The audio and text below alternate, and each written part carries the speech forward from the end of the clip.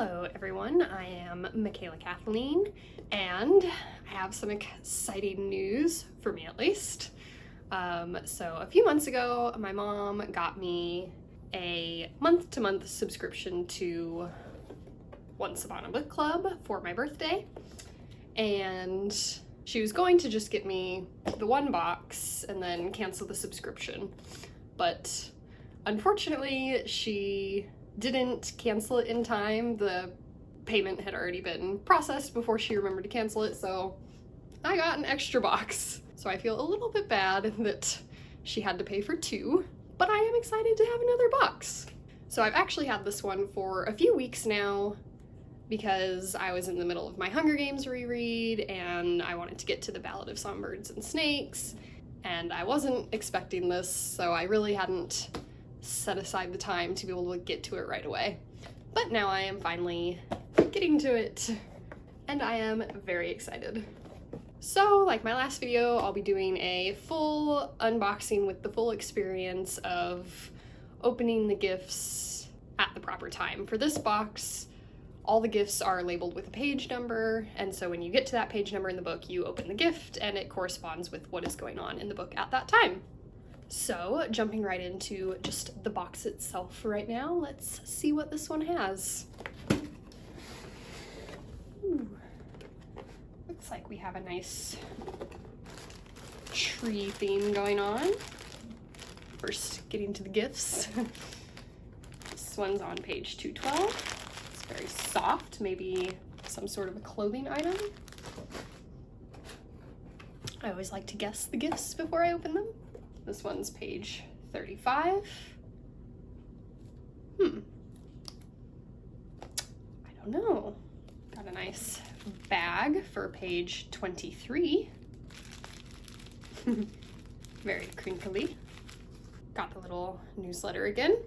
Oh, just a piece of paper for page 164, which you can kind of see through. It's got a volleyball on it. Oh, nice. This is a letter from, I would assume, the author. Yes. So I'll read the letter real quick. Oh, perhaps I should reveal the book first since she's talking about the book. But even before that, we've got a nice print. Her dream was so close, all she had to do was grab it. This is a very pretty print. I do think I like my previous print better. That quote was, "The best safety lies in fear." That came with my last box, which I put on my dystopian shelf because I feel like it's a really perfect quote for dystopian books. I'm not sure where I will put this one. I don't know if it'll go on my shelves or somewhere else. But now getting to the book. It is The Edge of Anything by Nora Shalloway Carpenter, and I'll just read the inside flap. Lynn is a loner teen photographer, haunted by a past that stagnated her work and left her terrified she's losing her mind.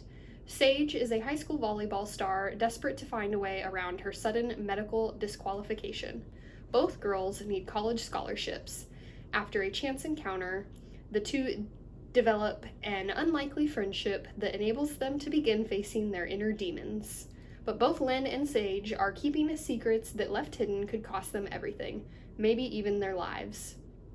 Set in the mountainous outskirts of Asheville, North Carolina, this gorgeous Own Voices novel explores grief, mental health, and how the transformative power of friendship can help us find ourselves and the goodness in life, even when everything feels broken. And then just a little bit about the author, if you're curious.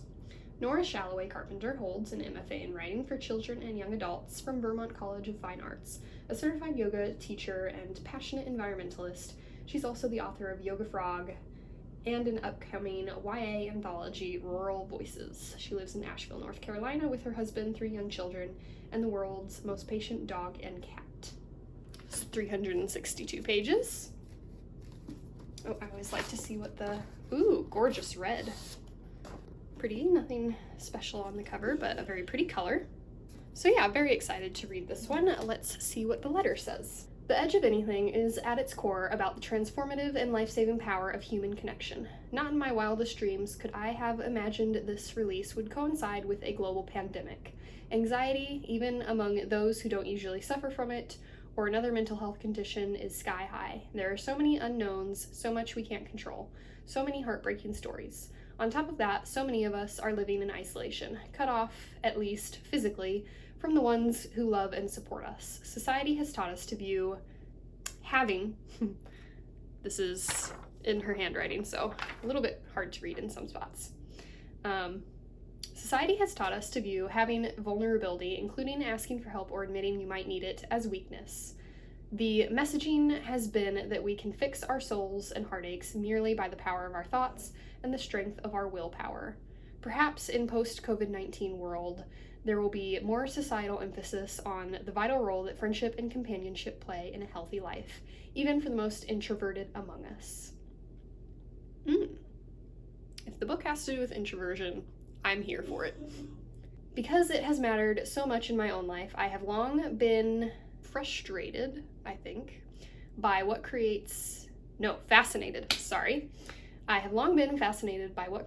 a true soul-deep friendship and how such a bond can form between two people who, from a distance, appear completely at odds. The Edge of Anything is my exploration of that bond, particularly as it plays out in regards to mental health. I am so honored that Once Upon a Book Club selected it for you to read. I hope it brings you a slice of light in these uncertain times. Thank you for reading. Warmly, Nora Shalloway Carpenter. So yeah, here's the box as a whole. I'm very excited to jump into it. I will be starting it tomorrow, and I don't think I'll have to wait long since the first gift is on page 23. Hello again. So I have made it to the first gift for The Edge of Anything, and it's on page 23, so I haven't really had time to form much of an opinion at all about the book. The first chapter very briefly introduced one of the two main characters going to watch a volleyball game, and then the next two chapters were focused on the other main character who's playing in the volleyball game, and she injures her ankle at the end of the game and briefly faints. And then the chapter after that is her at home with her family, and her brother also plays sports, and she's just sort of talking with her brother and her parents about college recruits and things. And so the chapter I'm currently reading is back to that other main character who was only very briefly introduced in the first chapter.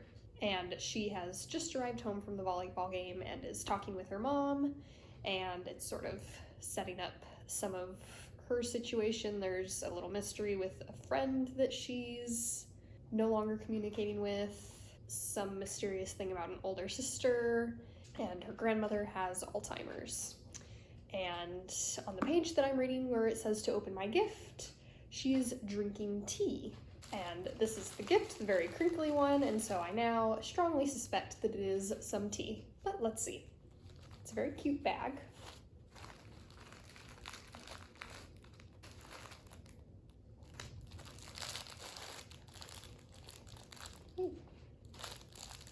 Indeed, it is the soul-clarifying tea that she was drinking in the story. And this little device that I'm assuming is somehow related to making tea. I don't really drink tea, so I may make this sometime when my mom is over and have a sip and probably end up giving the rest to her because I'm really not a big tea drinker. And yeah, like I said, I'm only 23 pages in, so I really don't have much of an opinion on the book yet. And the next gift is already going to be on page 35, just 12 pages from now, so I don't think I'll have much more of an opinion then.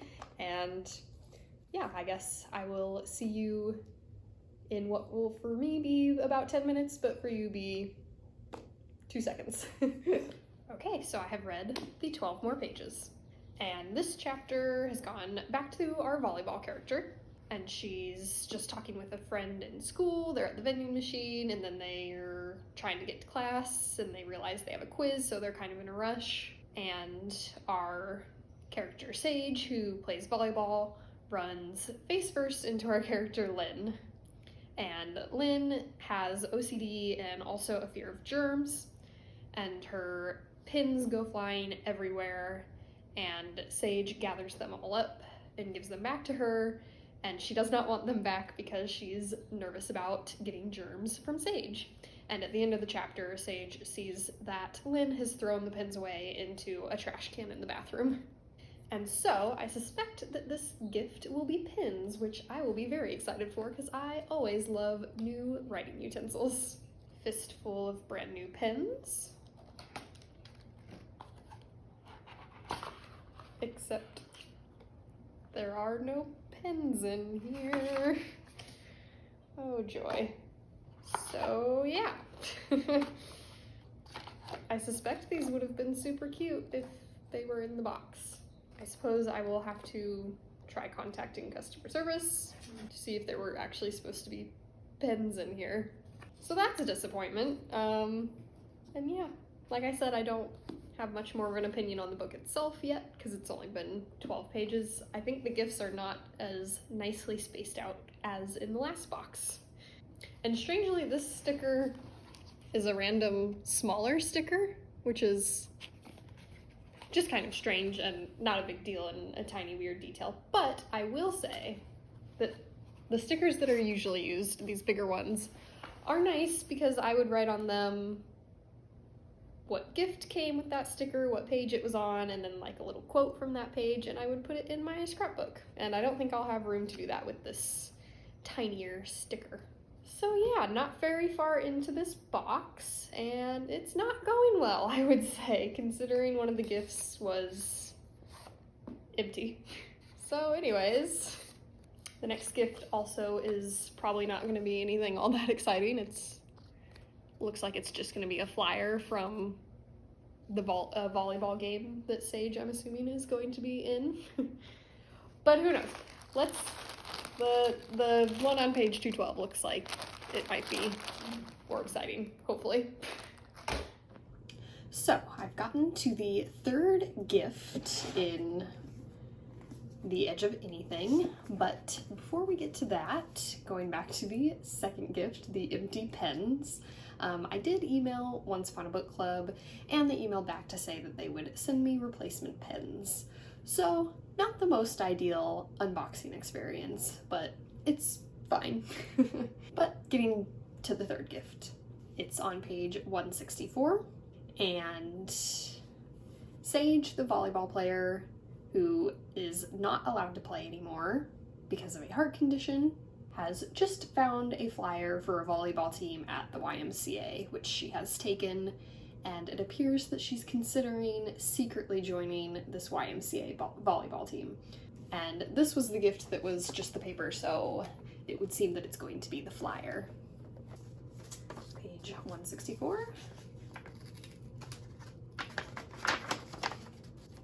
So yeah, just a very simple flyer with a volleyball on it. Replacement player needed, ASAP for level A V-Ball YMCA team. Hitter preferred with phone number. So yeah, there's usually a gift in these Once Upon a Book Club boxes that is just something very small. In my last box it was a business card, and so this one it's a flyer. So this is kind of expected, but also these gifts do kind of end up feeling somewhat useless. Now, as far as the actual book, I am now far enough into it that I do kind of have a feel for whether I like it, I guess. And I am enjoying it quite a bit more than the last book that I got from Once Upon a Book Club, which was Harley in the Sky. I enjoy both characters' perspective. I probably enjoy Lynn's more. I don't have OCD or this kind of leveling of anxiety, but I do have a little bit of social anxiety, so I feel like I can connect with her. And I am also getting more attached to Sage. The very, beginning of the book, the first 20 or so pages was heavily sports focused, and I wasn't super into that bit. But I'm definitely connecting with both of the characters now that I'm a little bit deeper into the book. And I'm very intrigued by whatever is going on in Sage's past with her sister. It seems something fairly bad happened, which it seems like maybe partially led to the ramping up of her mental health issues. So I'm very intrigued to find out the backstory there. And yeah, so I'm gonna keep going with it, and the next gift will be on page 212. So very excited for the final gift. Okay, we are on to the final gift on page 212. And actually for this gift, last night my boyfriend, I told him that I'd be doing the final gift today. So he wanted to see it. And he felt it and he thought he knew exactly what was in there. And so he put a guess on here and he taped it on. And I had already felt it, and it's like clearly cloth, so I thought, you know, like a scarf or a shirt, t-shirt, or a hat or something. Which actually, looking back on the story, I feel like I should have been able to guess already before getting to the page, and now that I'm on the page, I know exactly what it is. But we'll see if his guess is right. This is his guess. I don't know which way around it is. So yeah, so what's going on in the book is Sage and Lynn are on this like tree overlooking like a cliff that is kind of Sage's spot, and she's brought Lynn there. And Lynn has taken off her gloves. She always wears gloves and long sleeves and pants in order to try to avoid getting germs on her. And she's taken off her gloves for the first time in the entire book, really, and the wind has caught them and blown them away. So I now am like 99% sure that this is gloves. I don't know how specific his guess was. He seemed to be very specific about what he thought it was. And so yeah, so let's see if either or both of us are right. Ooh, these are nice gloves.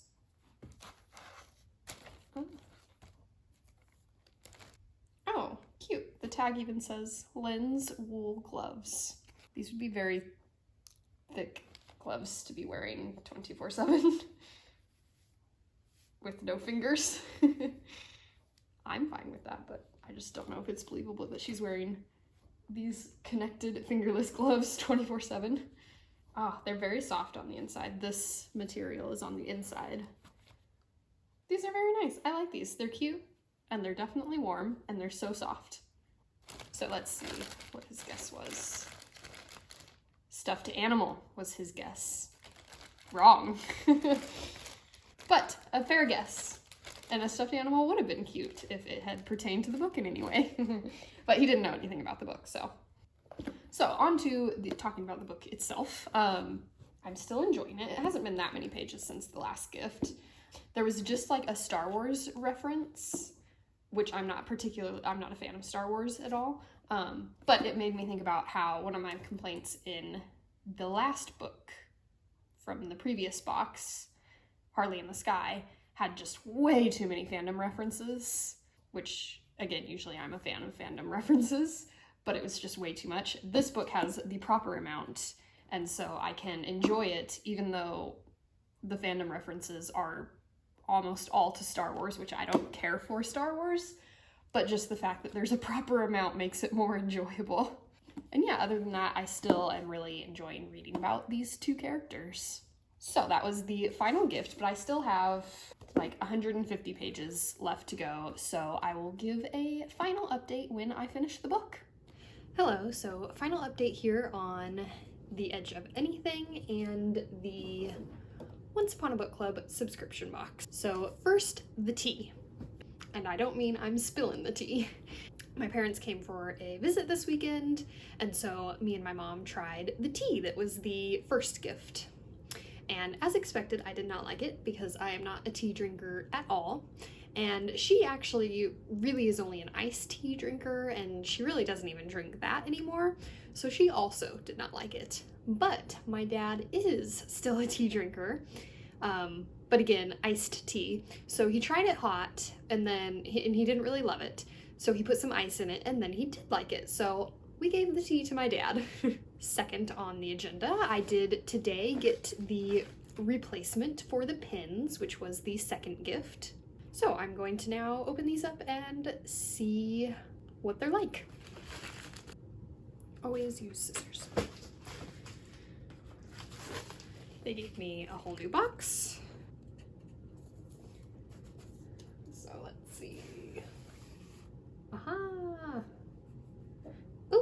have words on them. Nice. So we've got a black one with some rose gold accents that says, "You got this." Spins to open. Well, let me try it on a piece of paper. Smiley face. Ooh, we've got a gray one, again with rose gold accents, that says, "Do great things." I like how each pin has a different phrase. And we have a pink one with rose gold accents. Ooh, a little bit harder to read with the white type on such a light color, but this one says, "Hustle, darling," which I don't know if you'll be able to see with how light the words are. And they all write quite well. So I'm very glad to have the pins because they're super cute and they seem to work pretty well from this little test. And once again, the box is super cute. So while it is not ideal that my original box was empty, I do like the gift itself.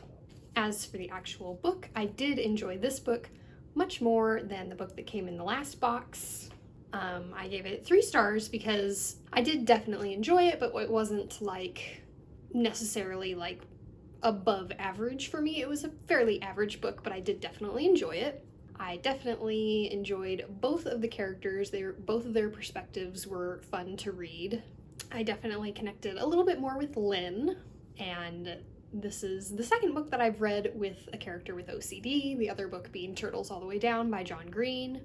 And I feel like Turtles All the Way Down made me intellectually understand OCD better, and this one, Lynn, was a better emotional character to go on the emotional journey with.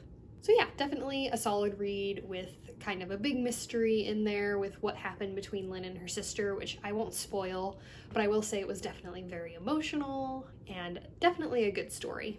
As for the box itself, having done 2 of them now, I don't know that I'm in any rush to try this box again. It definitely is basically equivalent to, I think, most book subscription boxes out there.